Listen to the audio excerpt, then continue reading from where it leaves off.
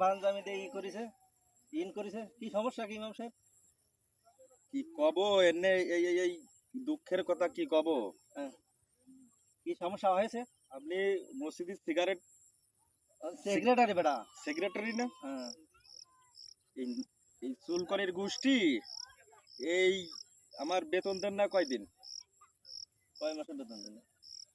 6 মাসের বেতন আমি পাই না মোটে মোটে। আমার সমলু পেট ভরে খাও, 6 মাসের বেতন দিচ্ছে তাতে কি হয়েছে? বুড়ি বুড়ি বাসায় দিয়ে হাঁটো টের তো পাও না। হ্যাঁ। আর আমি যে ইমাম সাহেব একটা মানুষ, হুম। আমি 6 মাস বেতন পাই না। এই সামনে লুঙ্গি আছে এই 5 মাসের ছিঁড়া, হুম। এজন্য ইন করেছি।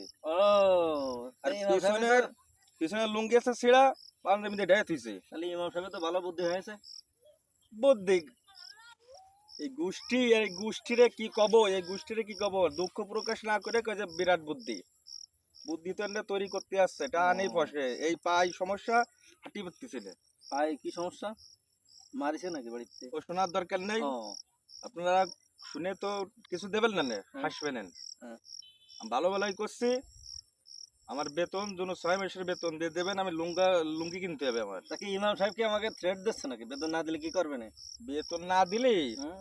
এই কোন সিগারেট আলি আর ওই সভাপতি মানবো মানে তাই মারামারি একদম করতে হবে নাকি? একদম সবাই বেলাই দেবেন, ফাঁসের চামড়া কিন্তু উঠে বেলাই দেবেন কিন্তু। আচ্ছা